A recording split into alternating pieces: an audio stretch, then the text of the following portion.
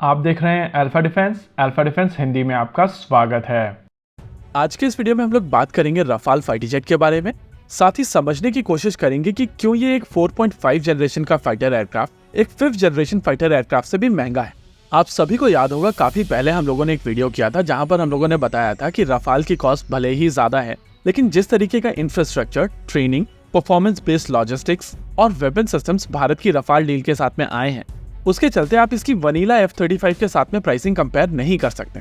लेकिन कल शाम को X के ऊपर हमारी तरफ से एक कॉन्वर्सेशन इनिशिएट की गई थी और उस कॉन्वर्सेशन के पीछे आइडिया था कि रफाल की कॉस्ट के बारे में बात की जाए और समझाया जाए कि रफाल कोई सस्ता फाइटर जेट नहीं है।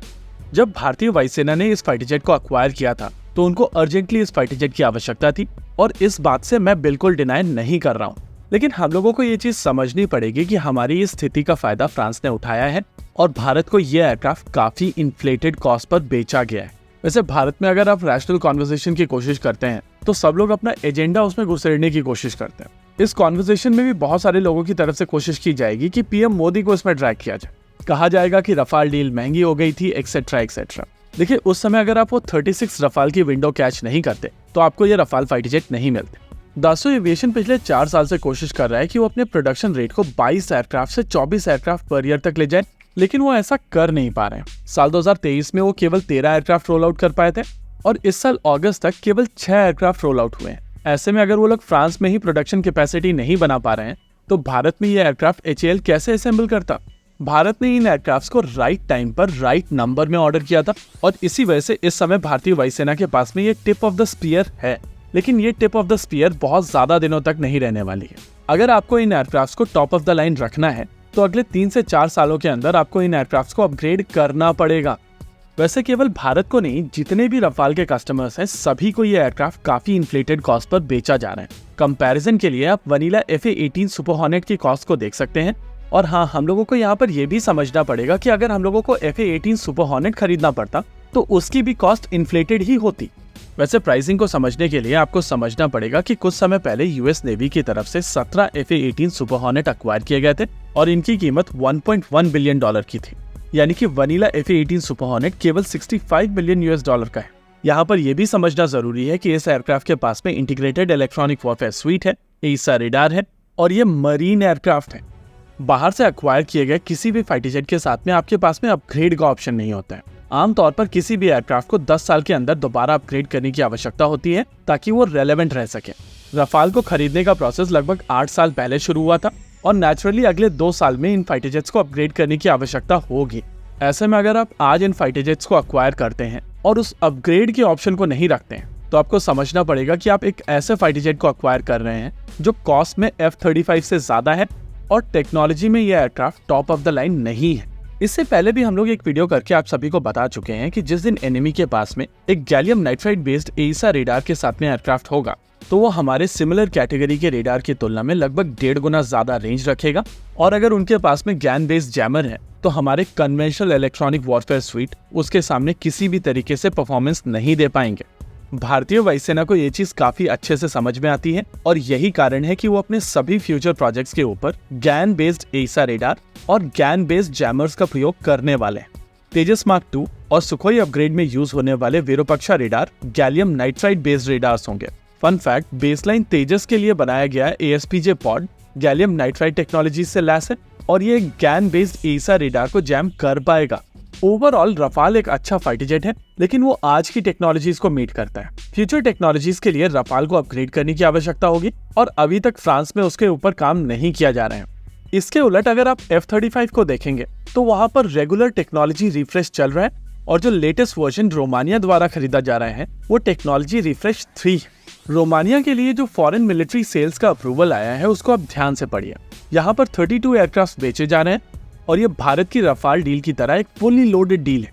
Spares, repairs, consumables, accessories, training aids, devices, हर तरीके के मेजर और माइनर मॉडिफिकेशन, मेंटेनेंस सपोर्ट, यहाँ तक कि कॉम्बैट असिस्टेंस प्रोग्राम भी इंक्लूड किया गया है। यहाँ तक कि इनकी तरफ से रोमानिया के एयरबेसेस के ऊपर कंस्ट्रक्शन भी किया जाएगा ताकि वहां पर F-35 रखे जा सकें। इन सभी चीजों को कंसिडर करने के बाद में रोमानिया को एक F-35A $225 मिलियन का पड़ने वाला है अगर आप भारत की 36 रफाल वाली डील जो साल 2016 में की गई थी उसको कंसिडर करेंगे तो वहां पर 36 रफाल 7.87 बिलियन यूरोस के थे, यानी कि कन्वर्जन के बाद में आपको एक यूनिट रफाल लगभग 230 मिलियन यूएस डॉलर का पड़ा है।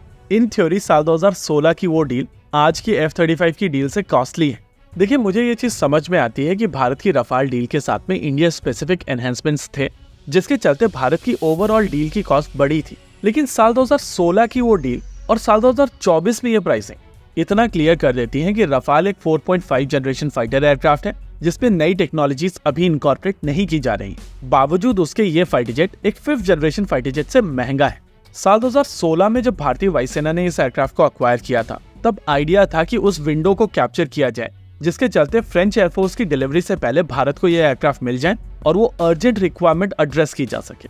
लेकिन साल 2014 में आकर एक गैलियम आर्सेनाइड बेस्ड सिस्टम आप F-35 की कीमत पर खरीदें, उसको आप जस्टिफाई तो बिल्कुल नहीं कर सकते हैं, स्पेसिफिकली तब जब दासो एविएशन का production rate 12 aircraft per year ही है। यही कारण था कि भारतीय वायुसेना प्रमुख की तरफ से प्रेस कॉन्फ्रेंस के दौरान रफाल को बिल्कुल भी मेंशन नहीं किया गया था और उनकी तरफ से लगातार कहा जा रहा था कि भारत को आवश्यकता है कि कैपेसिटी डेवलप की जाए और वो कैपेबिलिटी डेवलप की जाए ताकि इंडिजिनस तरीके से ये फाइटर जेट्स बनाए जा सके और तभी भारत लगातार इस टेक्नोलॉजी को कैच अप कर पाएगा।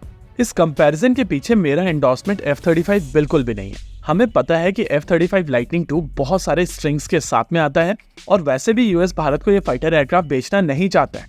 इसके अलावा भारत अपने 5th जनरेशन फाइटर एयरक्राफ्ट के ऊपर ऑलरेडी काम कर रहे हैं और अगर आप F-35 को खरीदने जाते हैं तो नेचुरली वहां पर जो कॉस्ट स्पेंड की जाएगी उसके चलते आम का प्रोजेक्ट इम्पैक्ट होगा। F-35 लाइटनिंग II यूएस के पार्टनर्स के लिए एक अच्छा जेट है, लेकिन भारत जैसे देश के लिए जो स्ट्रेटेजिक ऑटोनॉमी प्रेफर करता है उसके लिए F-35 बिल्कुल नहीं।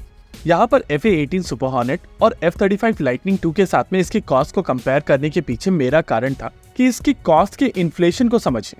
रफाल की कॉस्ट बहुत ज्यादा इन्फ्लेटेड है और इस पॉइंट ऑफ टाइम पर अगर भारतीय वायुसेना को लगता है कि उनको MRFA के साथ में जाना चाहिए, जो एक्चुअली वायुसेना प्रमुख की स्टेटमेंट से नहीं लगता है, तो भी भारत को यहाँ पर एक मल्टी वेंडर प्रोग्राम इनिशिएट करना चाहिए और एक प्रॉपर कंपटीशन के दौरान डिसाइड किया जाना चाहिए कि किस एयरक्राफ्ट के पास में किस तरीके की कैपेबिलिटीज हैं और वो किस तरीके के अपग्रेड ऑफर कर रहे हैं। इन अपग्रेड्स के साथ साथ टेक्नोलॉजी ट्रांसफर, प्राइसिंग और इंडियन वेपन सिस्टम्स का इंटीग्रेशन इंक्लूड किया जाना चाहिए। आने वाले समय में जब आप भारतीय रफाल के साथ में अस्त्रा को इंटीग्रेट करेंगे तब भी आप दासो एविएशन को कुछ पैसे देंगे और इतना ही नहीं, आप दासो एविएशन की टाइमलाइंस के हिसाब से वेट करेंगे। रफाल का F-5 स्टैंडर्ड साल 2030 के बाद आएगा और आपको टेक्नोलॉजी रिफ्रेश के लिए पैसा तो देना ही पड़ेगा, लेकिन तब तक वेट भी करना पड़ेगा। इस पूरी सिचुएशन का एक ही सोल्यूशन है कि भारत तेजस मार्क 2 को एक्सपेडाइट करे और जितनी जल्दी हो इसका पहला प्रोटोटाइप उड़ाया जाए और इसको प्रोडक्शन में ले जाया जाए। इसी के साथ आज के इस वीडियो में रखते हैं केवल इतना ही। वीडियो को अंत तक देखने के लिए धन्यवाद। देखते रहिए अल्फा डिफेंस। जय हिंद।